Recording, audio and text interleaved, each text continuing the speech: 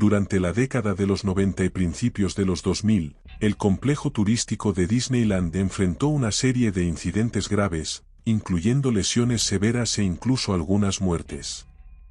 Como se ha cubierto en los medios, una persona murió y varias resultaron heridas en una falla mecánica de la atracción, la nave espacial Columbia, en 1998.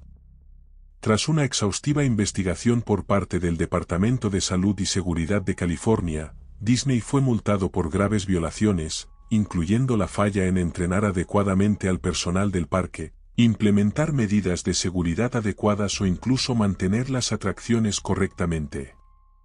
Los accidentes continuaron hasta principios de la década del 2000.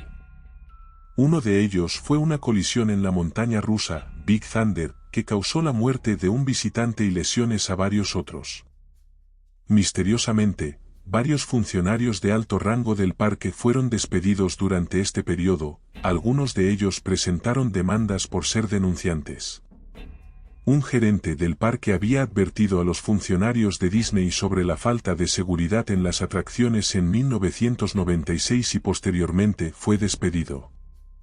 Resulta extraño que una corporación tan rica tuviera un estándar de mantenimiento tan bajo.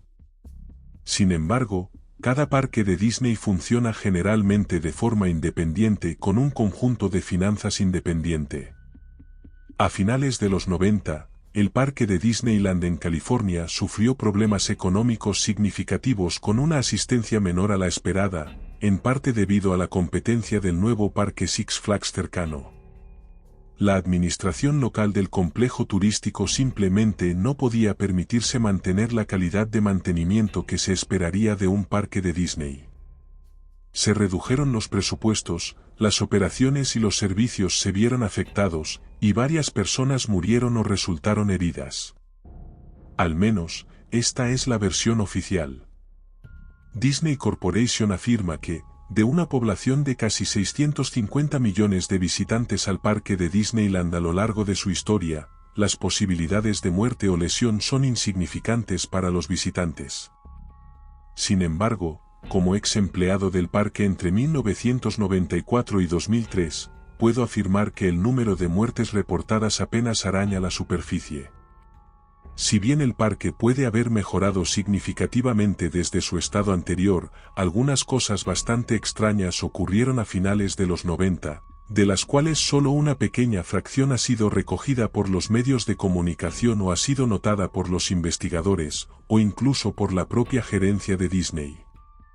Como trabajador de 9 años bajo el mando de Mickey Mouse, presencié una gran cantidad de eventos increíblemente extraños, de algunos de los cuales no tengo explicación.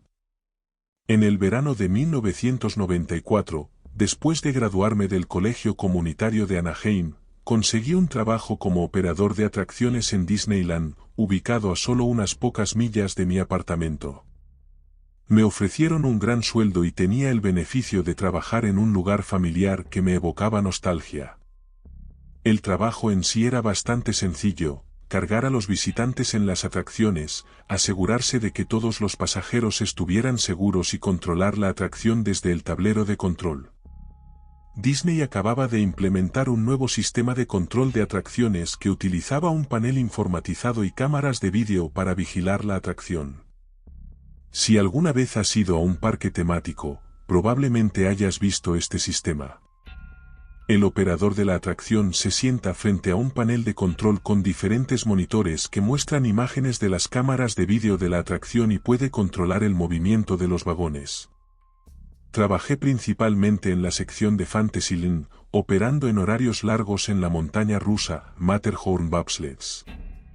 Al principio, mi trabajo parecía genial. Aunque los turnos podían ser un poco monótonos, el salario era muy alto, y pude mudarme de mi pequeño apartamento a una casa adosada más lejos del parque. Por estas razones, aunque inicialmente solo había considerado el trabajo como una posición temporal durante el verano, decidí quedarme con Disney por más tiempo. Aquí es donde las cosas empiezan a volverse un poco, extrañas. En la primavera de 1995, Disney hizo que todos los empleados del parque firmaran un contrato un tanto desconcertante que nos prohibía discutir las operaciones del parque con miembros del público. En esencia, esto significaba que no podía hablar de mi trabajo con mis amigos y familiares. También significaba que cualquier denunciante que se quejara de la seguridad en las atracciones podría ser despedido. Algunos de mis compañeros de trabajo estaban indignados. Personalmente, el contrato no me preocupó mucho, ya que no tenía ninguna razón para discutir los detalles de mi trabajo con miembros del público en general. También fue en esa misma época, en abril o mayo de 1995, que comenzaron a ocurrir anomalías. Estos eran eventos menores, pero un tanto inquietantes, que me confundían a mí y a mis compañeros operadores de atracciones. Por ejemplo, mientras operaba la montaña rusa Matterhorn Bobsleds, una vez até a dos hermanos pequeños, probablemente de 5 o 6 años. Luego, me senté en el tablero de control para vigilar la atracción. La cosa es que nunca vi el trineo de los hermanos en ninguno de los monitores. Era como si hubieran desaparecido. Naturalmente, me inquieté y asumí que su vagón se había averiado en algún punto de la vía, y por lo tanto, no podía continuar hacia otras secciones de la vía que eran monitoreadas por las cámaras de vídeo. Sin embargo, los otros vagones seguían moviéndose por la vía. Aproximadamente 7 minutos después de haber enviado a los dos niños, su vagón apareció misteriosamente de regreso a la estación, a pesar de que aparentemente no había recorrido ninguna de las secciones de la vía monitoreadas. Más extraño aún, la atracción normalmente tarda solo un par de minutos en completarse, y 7 minutos es algo casi inaudito. Los dos niños, al bajar de la atracción, parecían un tanto perturbados. No parecían asustados ni traumatizados de ninguna manera, simplemente parecían confundidos o desorientados. Después de que se bajaron de la atracción, nunca los volví a ver en el parque. Después de informar este incidente a mis superiores, me ignoraron. Un funcionario del parque incluso me amenazó. Esta sería la primera de esas anomalías, y el equipo de cast members vería una cantidad considerable de estos eventos en el futuro. Algunos de estos incidentes eran explicables. Los funcionarios del parque afirmaban que el equipo de cámaras de vídeo probablemente estaba funcionando mal y que los niños a veces simplemente nos hacían bromas a los operadores de atracciones.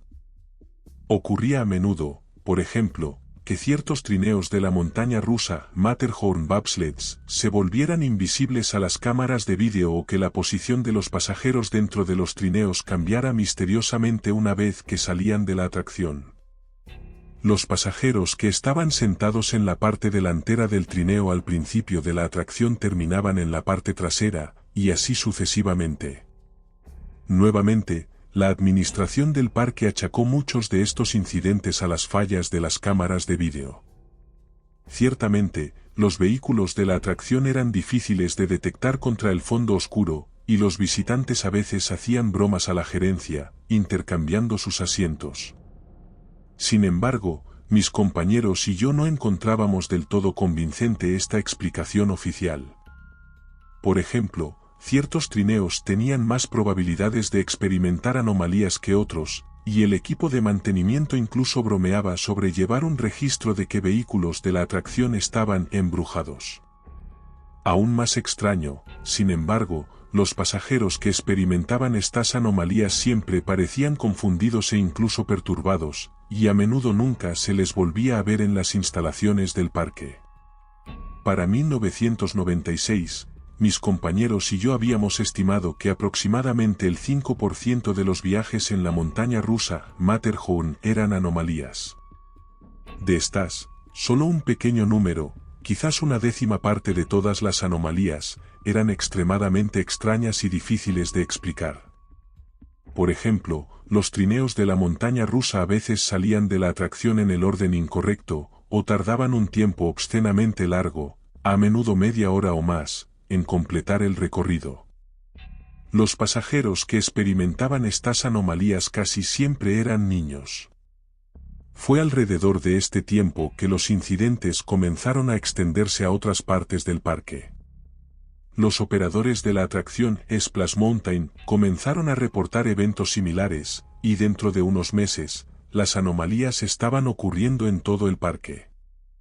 La administración oficial no fue de mucha ayuda. Decidimos simplemente ignorar el problema, sabiendo al menos que los visitantes siempre salían de la atracción a salvo, aunque un poco desorientados. Fue en enero de 1997 que nos dimos cuenta de la gravedad de la situación. Un hermano y una hermana, probablemente de 8 o 9 años, habían subido a la atracción Splash Mountain en uno de los vehículos más pequeños. No aparecieron en ninguno de los monitores de la atracción. Después de esperar más de 2 horas sin que su vagón llegara a la estación, el parque estaba a punto de cerrar y se nos ordenó apagar la atracción. Nuestro equipo envió a Tim, un compañero operador de mantenimiento, a buscar a los niños. Nunca salió de la atracción. Mientras salía del parque esa noche, juro que pude ver los rostros de esos niños, vagamente, en la niebla, en los límites de Fantasyland. Debido a la naturaleza de nuestro contrato, no pudimos hablar de ninguno de estos eventos con nadie. Varios de mis compañeros de trabajo renunciaron poco después de eso, pero yo decidí quedarme porque necesitaba el dinero. A lo largo de 1997 y 1998, contamos varias docenas de desapariciones similares. Los pasajeros nunca salieron de las atracciones. Lo extraño es que, a pesar de la desaparición de varios niños, nunca recibimos ninguna queja de los padres, quienes naturalmente deberían haber estado preguntando por el paradero de sus hijos. ¿Qué tipo de padres simplemente dejan a sus hijos en Disneyland? Esto fue aproximadamente al mismo tiempo que algunos de los accidentes reportados en el parque que finalmente llevaron a una importante investigación. Muchos en los medios culparon a estos eventos de la falta de mantenimiento, pero yo sentía que algo mucho más oscuro estaba sucediendo.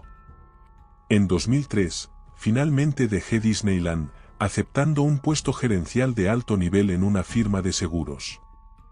Esta historia realmente no tiene un punto que yo pueda ver. Tengo muy poca idea de lo que sucedió en Disneyland durante esos años. Si alguien tiene alguna pista, por favor, házmelo saber.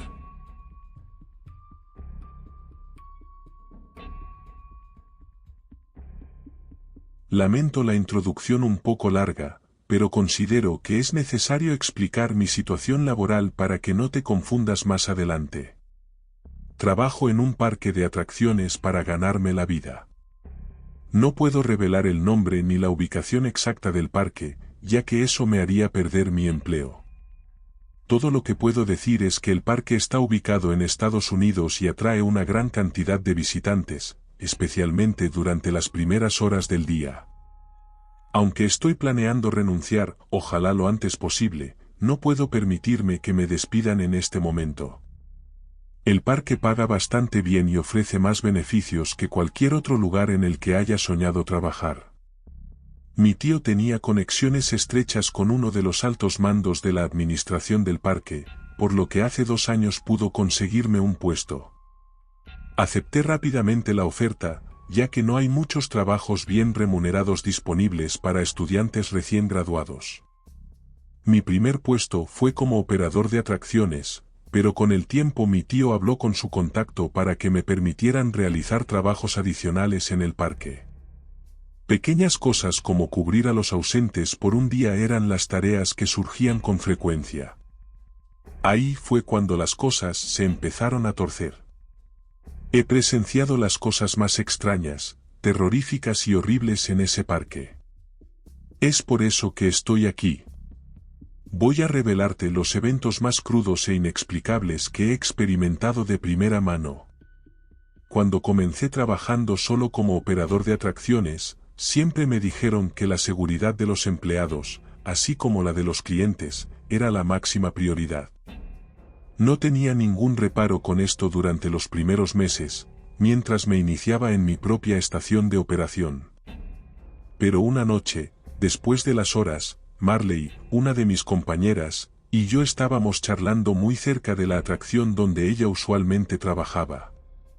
Técnicamente no se suponía que estuviéramos en esa parte del parque a esas horas, pero habíamos dedicado algo de tiempo extra a limpiar el puesto de Marley. Estábamos hablando casualmente cuando Marley se puso rígida de repente y su cabeza giró hacia la atracción, que se alzaba imponente y estoica en la noche. Sus ojos se abrieron como platos, y había una luz extraña en ellos. No pude precisar qué era lo que realmente le pasaba en ese momento. ¿Podrías subir ahí y encender la atracción por mí?, me pidió. ¿Estás loca?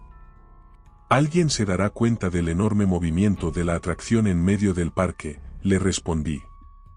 Solo hazlo, por favor, insistió ella con los dientes apretados, claramente molesta. Gruñí, pero me dirigí al panel de control para encender la atracción. La atracción en cuestión era una de las que estaba ubicada en la sección para niños. Estaba en su mayoría cubierta por árboles y era relativamente pequeña. No era una montaña rusa, pero atraía bastante atención de nuestros innumerables clientes. Era un disco tipo platillo volador rojo y amarillo girando en el centro de una estructura curva azul. Cuando la atracción estaba encendida, el platillo volador giraba mientras subía y bajaba por la estructura. Es difícil de explicar, pero espero que la descripción ayude al menos un poco. Cuando la encendí, Marley solo se quedó mirando el platillo volador mientras se balanceaba hacia adelante y hacia atrás. Luego, saltó la valla que la separaba de la atracción. Grité el nombre de Marley y le grité que saliera de ahí. Esto era extremadamente peligroso, ya que la atracción estaba tan cerca de la valla que solo había unos 10 pies de espacio entre ellas. Mientras apagaba la atracción y soltaba palabrotas, Marley, todavía hipnotizada por el platillo volador, gritó algo. Solo pude escuchar la frase, «Dámela a Caroline». Cuando la atracción empezó a frenar, Marley se acercó más y más. Se acercó tanto que el viento generado por el movimiento de la atracción le revolvió salvajemente el cabello. Sus ojos color marrón dorado seguían fijos en el disco amarillo y rojo. Marley se arrojó sobre la atracción. El platillo volador la golpeó. La golpeó el disco, lanzando su cuerpo 30 pies hacia el otro lado de la atracción antes de que golpeara el suelo con el sonido de un saco de patatas. Sangre y vísceras salpicaron por todas partes, sobre la atracción y la acera de concreto de la vía. Escuché gritos desde la distancia, como nada que hubiera oído jamás, y me di cuenta de que yo era quien estaba gritando. En cuestión de minutos, 2 gerentes del parque se acercaron a la atracción. Uno de ellos sacudió la cabeza y murmuró algo como, «otra vez». No había tristeza ni terror en su voz, ninguna emoción en absoluto. Y en lugar de preocuparse por Marley, ambos hombres empezaron a preocuparse por mí. «Está bien, pasa a veces». «Ella está bien», dijeron. Me envolvieron en una manta que tenían a mano, un poco convenientemente, y me acariciaron el pelo, lo que me pareció realmente espeluznante incluso en ese momento. Me llevó casi 1 hora calmarme lo suficiente como para dejar de gritar y llorar desconsoladamente. Fue entonces cuando me di cuenta de que la policía no había aparecido, ni tampoco una ambulancia. Solo un conserje de aspecto aburrido, con un carro de basura manchado, apareció y tiró el cuerpo en el carro con un golpe. Era horrible. Cuando intenté explicar lo que había pasado, los gerentes simplemente negaron con la cabeza y fingieron estar apesadumbrados y arrepentidos al decir, «ya sabemos. Pasa a veces». Básicamente se quedaron conmigo durante horas, exigiéndome que confirmara que no revelaría este pequeño accidente a nadie y que no provocaría el caos entre nuestros visitantes. En general, se mantenían tan tranquilos y sospechosos como si esto hubiera pasado al menos cientos de veces antes. A la noche siguiente, mientras mi mente reproducía lo sucedido, me di cuenta de que mi generoso salario no era gratis. Me estaban pagando para mantener mi boca cerrada sobre las cosas terribles que estaban pasando y que estaban por pasar.